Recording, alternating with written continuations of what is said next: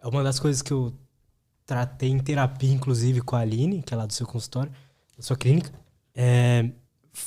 foi de que eu tava procrastinando muito com tarefas que eu achava chato. Então, pra mim, era muito chato chamar os convidados, né? Eu adoro procurar convidados, então ficar lá vendo quem que vai ser interessante e tal, mas o ato de chamar, mandar mensagem, depois fazer... Organizar a continuar agenda. conversando. Isso era muito chato pra mim. Conversando com ela e tal, a gente encontrou um método de que me imaginar no programa, que é a parte que eu gosto. Tá aqui. Imaginar os resultados daquilo. Imaginar eu fazendo... Porque se eu não chamar o convidado, eu não vou ter isso aqui. Exato. É o que eu faço. Muito. Quando eu tô correndo, eu me imagino terminando o Ironman, terminando a maratona. Eu me imagino, cara. E isso me anima pra caralho, assim, sabe? Então você tem que criar esses mecanismos de mentalização. Eu faço isso. E eu sou bem intenso nisso às vezes, sabe? Eu lembro que eu falei uma vez com o meu terapeuta, uma vez eu fui montar uma aula, cara, que eu fui dar, não lembro onde é que eu fui dessa aula. E eu me imaginava, meio estranho, mas eu me imaginava dentro do slide. Eu montei o slide, aí no slide, dificilmente eu uso texto nos meus slides. A galera que faz meu curso sabe, eu boto figuras de artigo científico. E aí, eu coloquei na época eu tava explicando sobre o eixo hipotálamo pituitário adrenal, que é o eixo HPA, que é o eixo do seu hipotálamo que tá no seu cérebro, a sua pituitária que tá no seu cérebro, e a sua glândula suprarrenal que tá acima do seu rim. Esse eixo é o eixo de liberação de cortisol. Por ali que você libera cortisol no seu ciclo circadiano e libera cortisol quando você fica estressado. E eu coloquei esse eixo lá. Coloquei a foto de um cérebro, o hipotálamo, pituitária. Só que na época, cara, eu tava no mestrado. Na época, eu não sabia esse eixo direito. Por quê? Porque o hipotálamo libera um hormônio no sangue. Então é eixo hipotálamo, pituitária, adrenal. A pituitária é chamada de adenohipófise também. Pituitária é um nome anatômico um pouco mais antigo, mas normalmente nos artigos você vai ver eixo HPA. Então o hipotálamo libera um hormônio chamado hormônio liberador de corticotrofina. Eu tinha que decorar isso na época. Nunca tinha visto essa porra. Aí esse hormônio liberador de corticotrofina vai até a pituitária, que libera um hormônio chamado hormônio adrenocorticotrófico. Esse hormônio adrenocorticotrófico vai até a suprarrenal e libera cortisol. O cortisol sobe até ali e faz uma alça de feedback inibitório, ou seja, o próprio cortisol, quando aumenta, manda parar de produzir ele mesmo.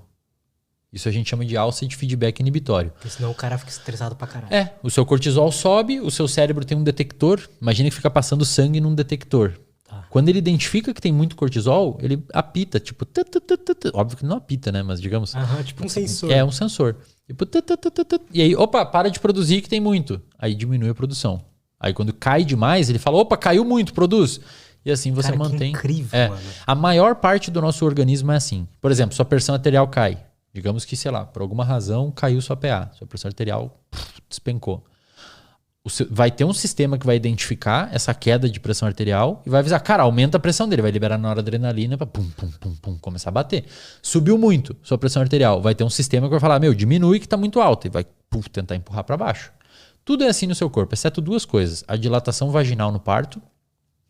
A dilatação vaginal no parto funciona como feedback positivo. Isto é, quanto mais dilata a vagina, mais o cérebro entende que dilatou e mais manda dilatar. Acho que é o único mecanismo que é o oposto. O resto tudo é o contrário. Quando sobe, manda descer. Quando desce muito, manda subir. Isso a gente chama de homeostase. Que ao contrário do que muita gente pensa, homeostase não é equilíbrio. Homeostase, o termo correto, o significado correto de homeostase é manutenção dos parâmetros vitais relativamente constantes. Anote isso daí em casa, você que está estudando. Homeostase é a manutenção dos parâmetros vitais relativamente constantes. Você não quer que seu corpo entre em equilíbrio. Porque se entrar em equilíbrio, você morre. Por exemplo, sua pressão interna do seu corpo é diferente com a pressão aqui fora. Se eu dar uma facada em você, vai sair seu sangue para fora tentando para as pressões entrar em equilíbrio. Você quer entrar em equilíbrio, você não quer entrar em equilíbrio. O sódio dentro da sua célula é menor do que fora da sua célula. Ele não está equilibrado. E não pode entrar em equilíbrio. Tem que ser maior fora e menor dentro. Potássio dentro da sua célula é maior, mais concentrado que fora. E tem que ser desequilibrado. Então, homeostase é a manutenção dos desequilíbrios, digamos assim, constantes. Tem que deixar os desequilíbrios constantes. Entendi. Aí eu fui dar essa aula. Ó, voltei no assunto. Tava aqui agora. Eu deixei aqui na parede aqui. Lá naquela parede tava voltar na aula escrito. Aí eu fui lá tava estudando e, cara, eu me imaginava como se eu... Estranho, bem estranho falar isso, mas eu me imaginava como se eu descesse de rapel do hipotálamo até a pituitária, levando o hormônio na mochila. Tipo assim, tem o eixo. O eixo é o eixo HPA. Aham. Tipo, tem o hipotálamo, a pituitária e lá embaixo no seu rim, a adrenal. E aí eu me imaginava como se eu fosse um bonequinho.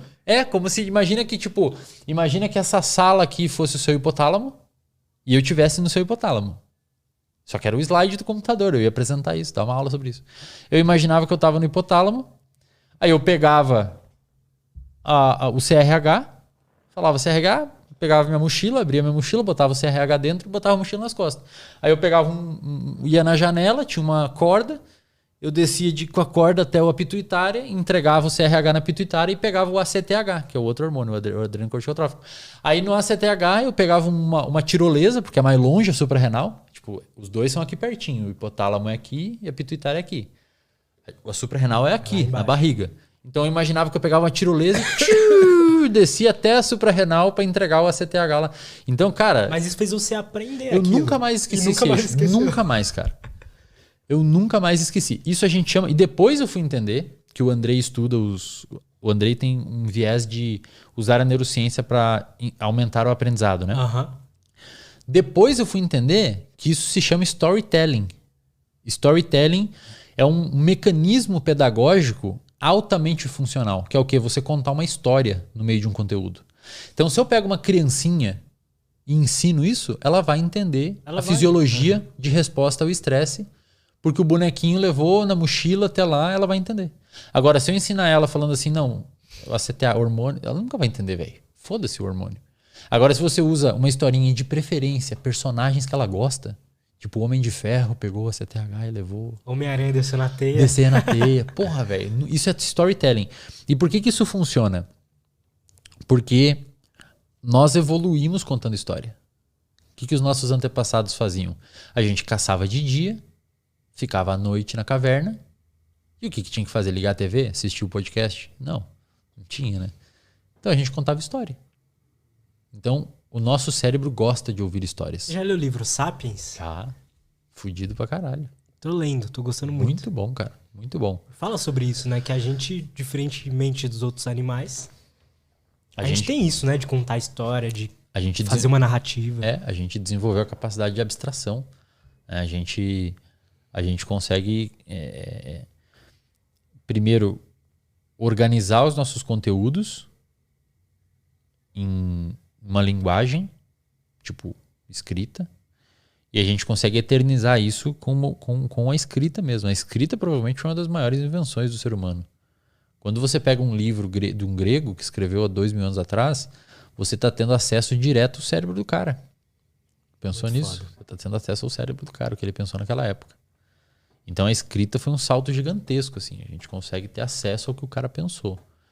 E o cara perpetuou o que ele pensou. E aí outra pessoa pegou o que ele pensou, aperfeiçoou, e assim a gente foi aperfeiçoando o conhecimento. E eu fiz isso, cara. Quando eu precisava explicar, entender, eu não dei a aula assim, né, da tirolesa e tal, mas na hora ali eu lembrei tudo. E eu faço isso às vezes. Só que, cara, eu lembro que na época eu dei essa aula, eu tava tão ansioso, cara. Com medo de fracassar, mestrado. Eu fiz faculdade em faculdade particular. Minha iniciação científica não foi em laboratório. Eu lembro quando eu fui estudar para entrar no mestrado, eu me tranquei 1 ano em casa, cara, só estudando. Eu peguei o livro do Bear e fiz 3 resumos do livro do Bear. Eu não saía com amigos, eu não deixava a minha família me visitar. Às vezes eles queriam ir final de semana. Eu falava, não, esse final de semana eu tenho que passar conteúdo e tal. Hoje me arrependo, mas na época eu estava ficcionado por estudo. Acho que eu conseguiria ter feito o que eu fiz fazendo menos, mas na época eu não sabia, cara. Eu tava meio que um drogado ali por conteúdo de neurociência. E aí eu vi, assim, eu olhava e falei, porra, nunca vou conseguir passar, cara, nesses negócios aí. Nunca vou conseguir. Eu aqui do interior, porra, lá do interior do Rio Grande do Sul. Nunca tinha vindo pra Florianópolis. Nunca tinha ido pra Florianópolis. Falei, puta, velho, como é que eu vou conseguir isso? Vai ser impossível. E deu boa, passei com uma nota boa, estudei bastante. Você acha que o medo ali, essa ansiedade te ajudou?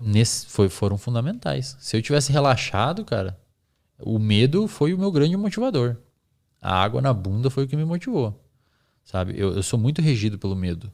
O medo por isso que eu guardo dinheiro. Guardo 80% do meu... tatuei na minha mão, medo. Então o medo me motiva muito. O medo de acabar, o medo de dar errado, sabe? É normal. Todo mundo tem, meu. Isso daí a galera que fala que não, tá falando merda. Todo mundo tem medo. Esses caras, principalmente esses caras que construíram um negócio muito grande, eles têm muito medo. Foram regidos por medo. E esse medo me levou a construir essa apresentação aí, que eu fiz esse bagulho. E eu lembro que depois eu fiquei tão cansado que eu fiquei doente, cara. Caraca. E aí eu que tava falando com o meu terapeuta, ele falou, cara, provavelmente você usou, porque pra eu conseguir fazer esse raciocínio de entrar no slide e tal, eu usei muito uma área do meu cérebro chamada córtex pré-frontal, que é a área aqui da frente da cabeça. E essa área é muito cara. É caro essa área pro seu cérebro. Tanto é que quando você sofre alguma hipóxia, por alguma razão acaba o oxigênio no seu cérebro, é a primeira área a ir pro pau. É a primeira área que morre célula, porque eles precisam de oxigênio, eles precisam de muita energia. Córtex pré-frontal. E o seu cérebro, a massa dele é equivalente a 20% do seu corpo. Perdão, a massa dele é equivalente a 2% do seu corpo, só que ele consome 20 a 25% de energia. Então ele é um órgão caro. Muito caro. Tanto é que quando você fica muito prestando atenção em alguma coisa, muito focado em alguma coisa, ou estudando, você fica exausto depois, fica com fome, você cansa. O oposto também, cara. Quando você fica muito triste ou muito estressado, brigou com a namorada, ficou mal, você fica exausto. Comigo acontece muito. Às vezes você dorme, tá ligado? Trabalho isso na terapia também, de essa parada do tempo livre aí, aquele começa a vir um monte de pensamento automático. E se isso acontecer, o que eu faço agora? Sabe? Esse monte de pensamento. Nossa, e como isso cansa, Cansa, mano. cara, cansa. Esse processamento cerebral, ele é exaustivo, nosso cérebro é muito caro. É por isso que eu falo para as pessoas usar agenda, meu. Porra, usa a porcaria de uma agenda. Aí você tem o córtex pré-frontal, que até onde a gente sabe, só o ser humano tem um córtex pré-frontal, só o animal humano tem o córtex pré-frontal complexo do jeito que a gente tem. Tipo assim, o nosso cérebro não é o cérebro que mais tem neurônios. O cérebro humano tem 86 bilhões de neurônios. Bilhões. Um elefante tem 260 bilhões. Caralho. Tem pra caralho. Eu não sabia disso. E a maior parte dos neurônios do elefante está numa região chamada cerebelo. O cerebelo é uma região que nós também temos cerebelo, é em boa parte envolvida com comportamento motor, assim, sabe? E o elefante tem muito no cerebelo, sabe por quê? Por causa da tromba. Verdade. É muito fino o movimento, é um músculo gigantesco e muito delicado. Eles conseguem fazer, tipo, pegar uma noz, assim, e trazer aqui. Verdade, né? E eles precisam de muito neurônio para conseguir fazer aqueles movimentos delicados num bagulho daquele tamanho. Legal, né? Que foda, mano. Muito foda. Muito foda. E nós humanos temos mais... Não, nós não somos os animais que mais temos neurônios, mas nós somos os animais que mais têm neurônios no córtex. Córtex é a região... A palavra córtex significa casca. Então imagina uma laranja. Tá. A casca da laranja é o córtex. A parte de dentro da laranja é a medula, digamos assim. Então você tem a medula da suprarrenal, você tem o córtex da suprarrenal, você tem a medula, o seu cérebro e tem o meio do seu cérebro, que seria a medula, digamos assim. O córtex cerebral humano, ele tem proporcionalmente mais neurônio do que todos os outros animais. O nosso córtex, especialmente o pré-frontal, tem muita célula ali, muito neurônio ali. Nos outros animais, embora eles tenham mais neurônios, no córtex eles têm relativamente menos em relação ao número total deles. O córtex pré-frontal é onde está o nosso raciocínio, onde está nossa capacidade, onde está a nossa capacidade de abstração. Tem muita coisa que o córtex pré-frontal faz. Imagina assim, se eu falo assim para você, Lutz, cara, não come chocolate todo dia, porque se você comer chocolate todo dia, ano que vem você pode desenvolver diabetes. O ato de você decidir não comer chocolate todo dia foi desenhado pelo córtex pré-frontal. Ele conseguiu simular um futuro onde você decide hoje não comer chocolate para depois no futuro não ter um problema. Um cachorro não vai fazer isso. Uhum. Se você der bife todo dia, carne gordurosa todo dia para um cachorro, ele vai comer. Ele não vai falar assim, não vou comer isso aqui porque pode me dar aumento de triglicerídeo. O cachorro ele vai comer aquilo. Ou eu não vou comer tudo hoje o bife, amanhã eu vou comer o resto. Ele come, sabe? Por quê? Porque eles não têm esse córtex pré-frontal tão avantajado. A gente tem. E uma das funções do córtex pré-frontal, voltando naquele outro tópico, é as funções executivas. Que me corrija se eu estiver errado, mas veio um cara aqui falar sobre TDAH e tal, e ele falou que o TDAH ele tem mais dificuldade nessas funções executivas. O TDAH ele tem uma dificuldade aumentada nas funções executivas, porque o que ele falou está correto. Porque o córtex pré-frontal, uma das gasolinas do córtex pré-frontal é a dopamina. Então o aumento tem uma via de dopamina que sai da área tegmentar ventral e vai até o córtex pré-frontal. Essa via a gente chama de via mesocortical. Não precisa saber esses nomes, mas só para a galera que quiser pesquisar mais. Sai da área tegmentar ventral e vai para o córtex pré-frontal. Essa via se chama via mesocortical. A gente tem outras vias de dopamina no cérebro, mas essa é agora importante para nós. A dopamina, no seu córtex pré-frontal, ela é como se fosse a gasolina dele. No TDAH, existe uma diminuição da produção de dopamina. Ele tem menos dopamina. Entendi, então por faz todo alguma sentido. modificação genética, sei lá, o TDAH é bem genético. Então, por alguma, sei lá, produz um pouco menos de dopamina, ou os receptores não conseguem assimilar também a dopamina, ele tem menos dopamina.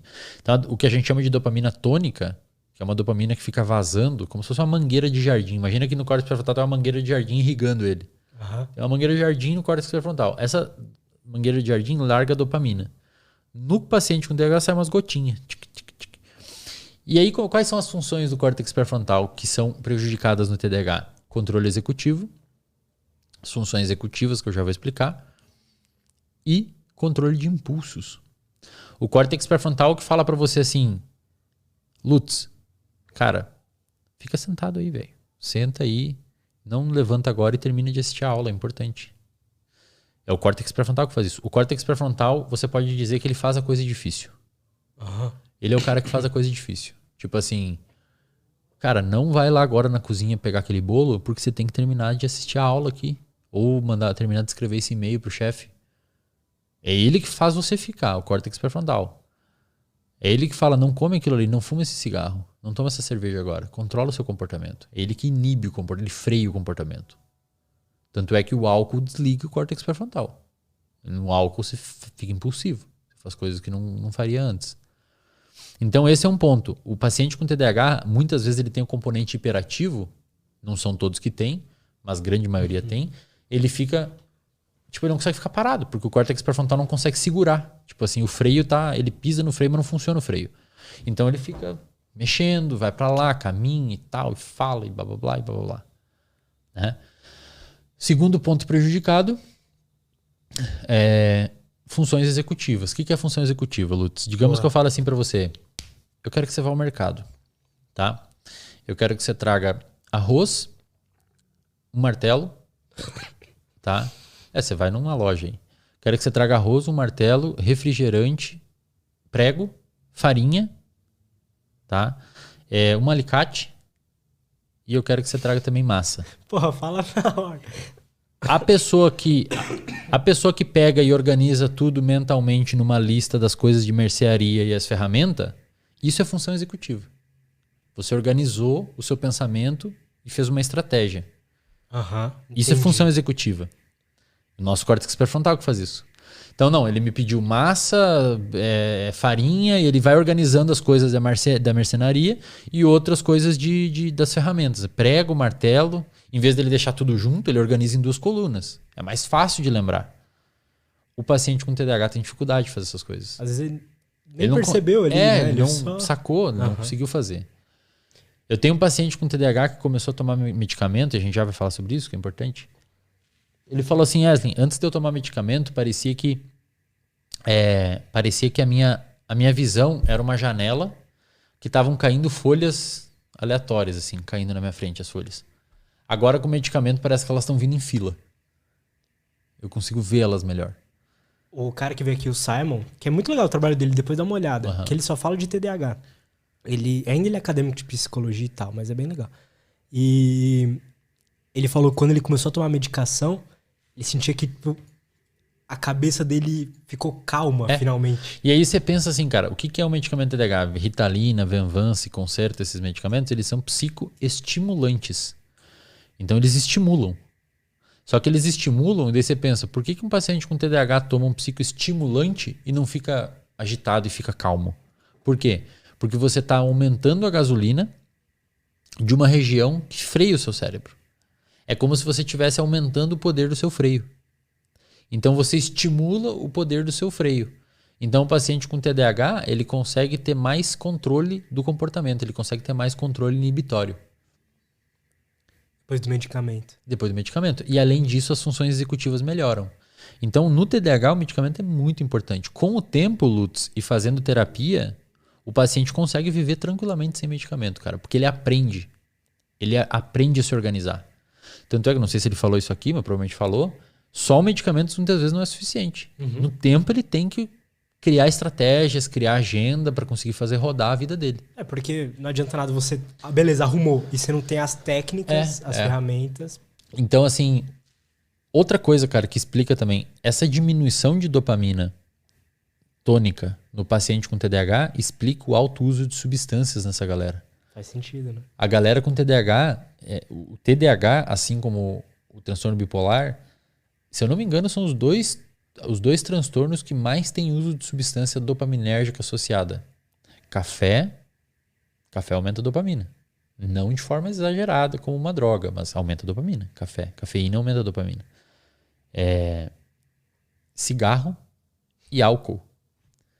Por muito tempo, se você pegar os registros para trás, antes de se desenvolver a Ritalina, o Venvance e tal, cara, o uso de substância nessa galera, de substância dopaminérgica, era gigantesco. Hoje tem estudos que... Toque também. Toque é um transtorno obsessivo compulsivo, é um transtorno muito... com uso de substância. Até 70% dos pacientes usam, cara, algum tipo de substância dopaminérgica. Os não tratados. Caraca, então, mano. É como se o cérebro deles... Ele tá querendo voltar ao normal. É como se o cérebro deles estivesse buscando aquela dopamina que tá faltando. Mas por que não, por exemplo, pode ser uma pergunta burra, mas por que o café, no caso, não vai funcionar tão bem quanto o medicamento? É muito pouco potente. Entendi. O medicamento ele tem uma farmacogenética, uma farmacodinâmica, uma farmacocinética que vai reto no receptor lá. O café é mais amplo, né? Tem uma galera que toma esses medicamentos sem ter, né? Não tem sentido nenhum, cara. Porque se você já tem o nível de dopamina ajustado e você aumenta mais, vai acontecer o quê? Você pode, você pode tomar demais e inclusive ter uma alucinação, uma psicose induzida por esses... É uma anfetamina, cara. Venvance é anfetamina. É derivado da anfetamina. Você está mexendo num sistema muito perigoso. Você está desregulando um sistema muito perigoso. Sem falar que dá uma bad na galera depois que não precisa. No final eles ficam muito mal. Sabe? Dá baixo efeito, eles ficam zoados assim e tal. Outro ponto importante é algumas poucas pessoas que têm TDAH apresentam um fenômeno chamado de hiperfoco. Que da outra vez a gente até mostrou um vídeo aqui, lembra? Foi, legal. Legal aquele vídeo. O Michael Phelps é um deles. O Michael Phelps, o nadador, tem TDAH e ele falou que ele encontrava essa calma embaixo d'água. Virou o maior medalhista olímpico. Ele ficou tão aficionado. Essa dopamina que faltava... Talvez porque embaixo d'água não tinha tantos estímulos, né? Não sei, cara. Mas essa dopamina que faltava, ele encontrou num comportamento. Que é o comportamento de nadar.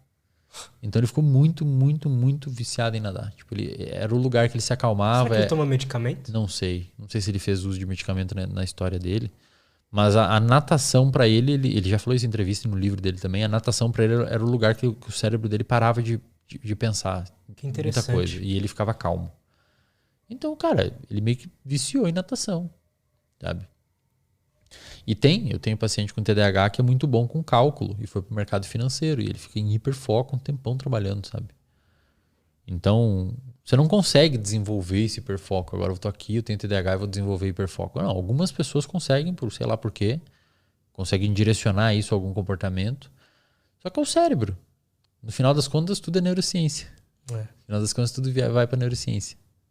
A gente tava falando de como todas as disciplinas agora estão indo pra isso.